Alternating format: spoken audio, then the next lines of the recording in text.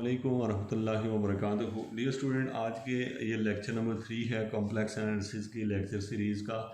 इस video lecture को देखने के आपको फ़ायदे ये हैं कि नेक्स्ट टाइम जब भी आपसे क्वेश्चन पूछा जाएगा लोकस ऑफ अ पॉइंट, तो उसको ना सिर्फ डिस्कस कर सकेंगे बल्कि किसी भी किस्म के क्वेश्चन को भी आप सॉल्व कर सकेंगे। और इन चीज़ों का फ़ायदा ये होता है, ये वो चीज़ें होती हैं जब आप कॉम्प्लेक्स एनालिसिस के अंदर आते हैं या किसी भी कोर्स को पढ़ रहे होते हैं, तो उसके अंदर जैसे कि आपके पास किसी भी बुक के अंदर कोई उसकी बेसिक चीज़ें होती हैं जिनको हम कॉन्सेप्ट कहते हैं, जिसकी वजह से वो सारी बुक बनी होती है। जैसे कि आपसे कोई बंदा ये कहता है कि क्वाड्रेटिक इक्वेशन क्या होती है, तो आपने बता दिया उसे हल कैसे करते हैं, तो उसको आप अगर तीनों तरीके एक दफ़ा सिखा दें तो अब आपको सारी दुनिया की किताबें भी खोल के दे दी जाएँ जिनके अंदर क्वाड्रेटिक इक्वेशन वाले सवाल हैं, तो आप हर एक हल कर सकते हैं। तो स्टूडेंट, हमारी जो सोच है या हम जैसे सोच रहे होते हैं कि हम कैसे लेके चलें किसी चीज़ को, तो आपने अपने कॉन्सेप्ट पे फोकस करना है। तो ये जो है ये आपको आगे चूँकि इसका बहुत ज़्यादा फ़ायदा है और ये एग्ज़ाम में पूछा भी जाता है और इंटरव्यू में क्वेश्चन पूछा जाता है कि ख़ास करके अगर मैं खुद किसी इंटरव्यू में बैठूँ तो मैं ज़रूर पूछता हूँ कि मुझे लोकस को समझा दो, उसका मतलब क्या होता है।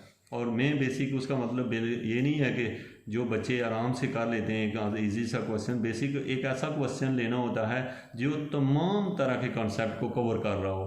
तो इसलिए ये चीज़ जो है आपने लेक्चर को जब पूरे को देखना है, और जैसे आप लेक्चरशिप की प्रिपरेशन कर रहे हैं, आप बीएससी का एग्ज़ाम दे रहे हैं, एमएससी का एग्ज़ाम दे रहे हैं, तो उससे पहले अगर कॉम्प्लेक्स या आपने कहीं पे भी कॉम्प्लेक्स नंबर सिस्टम पढ़ा है तो ये चीज़ें आपको आना ज़रूरी होती हैं। तो आज ये कॉन्सेप्ट क्लियर करें कि लोकस ऑफ अ पॉइंट क्या है, और मैं इसमें पहले इजी से लेके मुश्किल से मुश्किल क्वेश्चन तक आपसे क्या पूछा जा सकता है, कहाँ आपको रोका जा सकता है।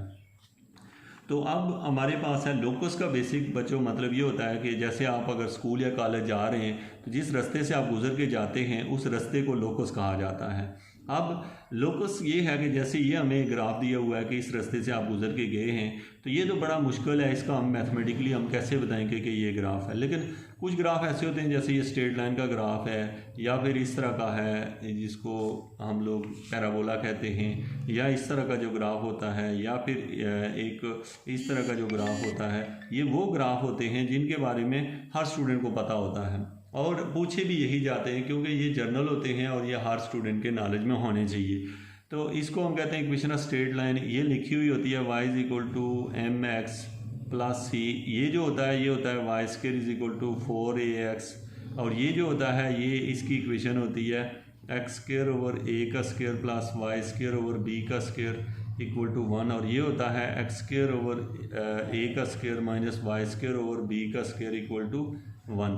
अच्छा, इनमें फ़र्क क्या होता है, याद रखें कि जो आपके पास प्लस आ रहा हो तो वो इलिप्स होता है और जो माइनस आ रहा हो वो हाइपरबोला होता है। अच्छा, इनका क्या ताल्लुक है इन चारों फिगर्स का। और एक और चीज़ होती है वो यहाँ पे मैं लिखता हूँ, यानी कि X square plus Y square equal to R का स्क्र। ये जो है ना ये इक्वेशन है, इक्वेशन ऑफ सर्कल है। अब आपको याद हो, एक बात याद रखिएगा, जब भी लोकस का क्वेश्चन पूछा जाता है तो वो इन्हीं में से कुछ होता है, यानी कि हम चूँकि वो और भी कुछ हो अगर तो हमारी समझ से बाहर होता है, इसलिए कि हम एकदम से किसी भी ग्राफ को चूँकि एक होता है ना ग्राफ को ड्रा करके चेक करना कि उसका लोकस क्या है, तो इसलिए यही इन्हीं में से कुछ ना कुछ सवाल आया होता है एग्ज़ाम में। तो अब आपको ये लोकस समझने से पहले ये पता हो कि इक्वेशन ऑफ लाइन क्या होती है, इक्वेशन ऑफ सर्कल क्या होती है, इक्वेशन ऑफ जो है जो एलिप्स है, हाइपरबोला, पैराबोला, इनकी इक्वेशनें क्या होती हैं। तो ये अगर आपको सारी याद हो तो मैं यहाँ पे एक दफ़ा लिख भी देता हूँ ताकि आपका लोकस का हर लिहाज से मैं आपको प्रिपेयर करवा सकूँ। एक है y is equal to M X plus C. जैसे कि आपको एक सवाल दिया हुआ है y is equal to 2x, आप समझ जाना कि ये इक्वेशन ऑफ स्ट्रेट लाइन है। अब इसका मतलब है कि जो रास्ता होगा वो कोई सीधा रास्ता है। इक्वेशन ऑफ स्ट्रेट लाइन का मतलब होता है कि जैसे यहाँ से कोई जा रहा है जी, उधर से जा रहा है जी, उधर जा रहा है, कहीं भी जा रहा है, लेकिन ये कि सीधा सीधा जा रहा है। बाकी जो है ना वो पॉइंट 2 लेके ड्रा करके देख सकते हैं कि किधर जा रहे हैं। तो ये जैसा कोई भी सवाल हो तो इक्वेशन ऑफ स्ट्रेट लाइन है।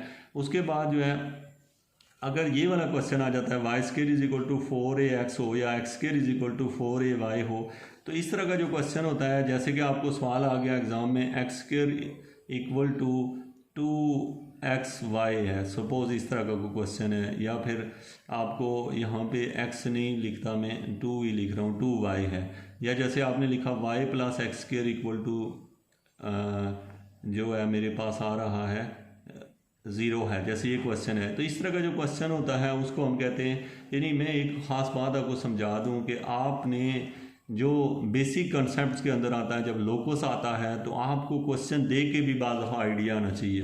यानी कि इसके अंदर इतने ज़्यादा लोकस के अंदर कॉन्सेप्ट मौजूद होते हैं, ना सिर्फ आप अपने चैप्टर के अंदर या आपका जो सिलेबस होता है उसके अंदर जो किताब के अंदर पढ़ रहे होते हैं, जिसको हम रटे के थ्रू कर रहे होते हैं, वो बेसिक उसमें मतलब आपको अगर असलियत पता हो तो तब आप एक किताब नहीं, आप दुनिया के अंदर हर मौजूद बुक को पढ़ सकते हैं लोकस के पॉइंट ऑफ व्यू से।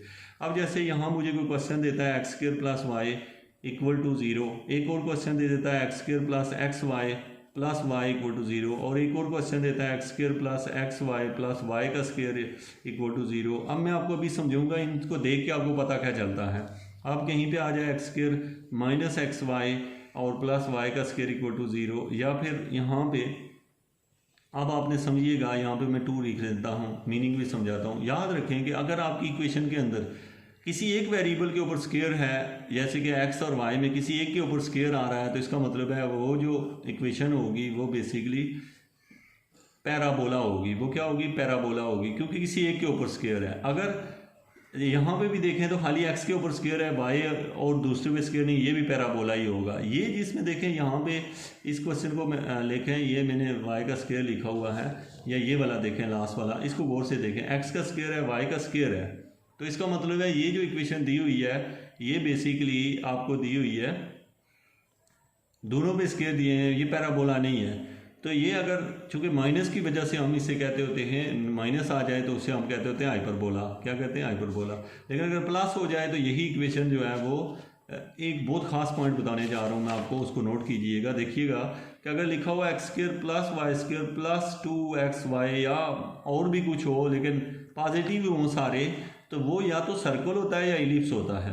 सर्कल या इलिप्स, फ़र्क क्या होता है? जो सर्कल होता है बच्चों, उसमें x² और y² का कोफिशिएंट सेम होता है, मतलब यहाँ दोनों का कोफिशिएंट 1 है, तो इसका मतलब है ये सर्कल है। और अगर आपके पास आ जाता है नेक्स्ट जो है, अगर आप देखते हैं कि अगर ये कोफिशिएंट सेम नहीं है, सपोज इसके साथ 1x² है, यहाँ 2y² है, तो ये इलिप्स होता है। हाँ, अगर कहीं माइनस आ जाए तो वही चीज़ जो है वो हाइपरबोला बन जाती है।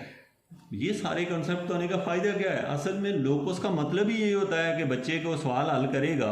अब मैं आपको, वो तो एक स्टेप में लोकस हल होगा, अब बच्चा बता नहीं सकता कि भाई ये है क्या, जो सोल्यूशन आए तो आप फ़ौरन से उसे डिस्कस कर सकें कि ये इक्वेशन ऑफ लाइन है, ये इक्वेशन ऑफ सर्कल है, ये पैराबोला है, ये हाइपरबोला है, ये स्फीयर है। स्फीयर की इक्वेशन भी मैं आपको बता दूँ। याद रखें कि अगर 3 स्केयर आ जाएं, x² y² z² और आगे जो भी हो, लेकिन अगर तीनों स्केयर हो तो वो इक्वेशन ऑफ स्फीयर होती है। स्फीयर मीन के आपका उसमें तीनों के कोफिशिएंट सेम होंगे। सेम क्यों लिखे जाते हैं? क्योंकि आपको पता है जो फुटबॉल होता है उसके सेंटर से लेके उसकी चौड़ाई, उसकी ऊंचाई और उसकी जो मोटाई है सारी सेम होती हैं, इसलिए सबके कोफिशिएंट सेम होते हैं। तो अब आपको कोई भी क्वेश्चन दिया हो और आपसे मैं कोई भी क्वेश्चन लिखूं, पहली बात है अभी हमने लोकस हल ही नहीं किया, हम ये देख रहे हैं कि लोकस का जो आंसर आता है वो होता क्या है। यानी वही जो मेन कॉन्सेप्ट है, जब हमें क्लास में पढ़ाया जाता है तो सबसे बुनियादी तौर पे ये पढ़ाना चाहिए कि जवाब को कैसे डिस्कस करें। ये नहीं होता कि आप ऐसे ही उसको। तो बच्चों यहाँ पे आप देखें तो यहाँ से मुझे देख के बताएं, जैसे ये इक्वेशन है, इसमें सिर्फ x का स्केयर है, इसलिए ये पैराबोला है। इसमें x और y दोनों का स्केयर है और प्लस है। प्लस हो तो वो जो होता है वो इलिप्स होता है, लेकिन इलिप्स और सर्कल का पता ऐसे चलता है कि दोनों पे स्केयर हो और प्लस भी हो और साथ में दोनों के अगर कोफिशिएंट सेम हो तो वो फिर सर्कल होता है। वो क्या होता है? वो सर्कल होता है। और इलिप्स जो होता है, जो अंडे की शक्ल का होता है, उसमें कोफिशिएंट डिफरेंट होते हैं। और जो माइनस वाला हो, x² और y² के साथ माइनस आ रहा हो कहीं पे, तो वो जो होता है वो बेसिकली उल्टा होता है इस तरह का, जिसको हम लोग हाइपरबोला कहते हैं।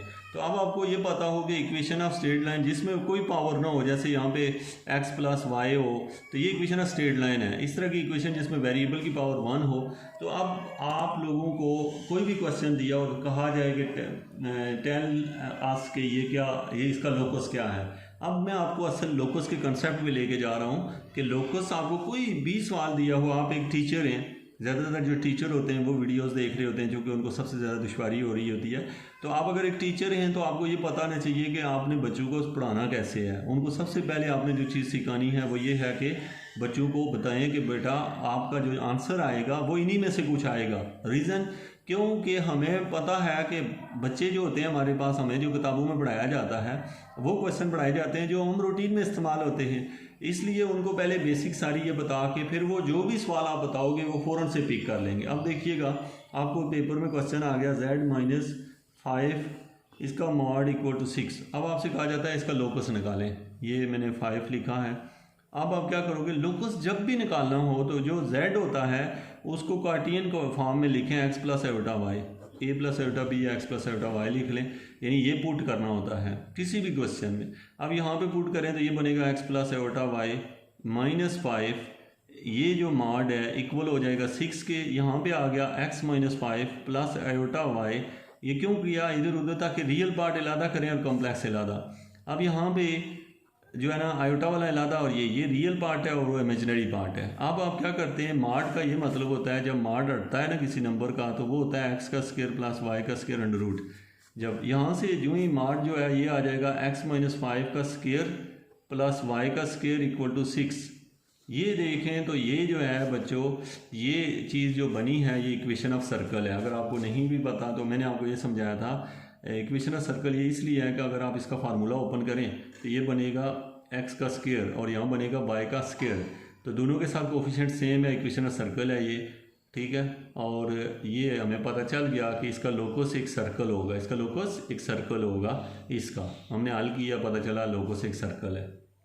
होप्स हो के आप समझ गए होंगे कि हाँ, अगर कुछ और पॉइंट्स हैं जो कि पैराबोला हाइपरबोला एलिप्स के अंदर डिस्कस करते हैं, जो कि वीडियो बहुत लेंथी हो जाती है तो वो हम यहाँ पे डिस्कस नहीं कर रहे, बस ये बता दिया सर्कल है। अच्छा, ये सर्कल कब ना होता, सपोज यहाँ y के साथ अगर 2 आ जाता, 2y स्क्वायर आ जाता तो फिर इसका कोफिशिएंट x का स्क्वायर है वहाँ 2 है तो ये फिर इलिप्स होता। अगर यहाँ प्लस की जगह माइनस आ जाता y के साथ तो यही वाला हाइपरबोला हो जाता, ठीक है। और अगर यहाँ ये 0 ही हो जाता, खाली x ही होता बीच में, या y की पावर 1 हो जाती तो यही चीज़ पैराबोला बन जाती। तो इससे पता ये चलता है कि बेसिकली लोकस जब भी करना हो तो ये वैल्यू पुट करते हैं, उसके बाद जो भी आंसर आता है वो हमें पता होता है वो सर्कल है, एलिप्स है, हाइपरबोला या क्या चीज़ है। तो होप्स हो कि आपको जो लोकस है उसको आप का अगर कोई क्वेश्चन है लोकस के पॉइंट ऑफ व्यू से, मैंने पूरे आपको उसके कंसेप्ट दिए हैं, आप उन कंसेप्ट के बेस पे कोई भी क्वेश्चन जो है वो हल कर सकते हैं। Thank you so much.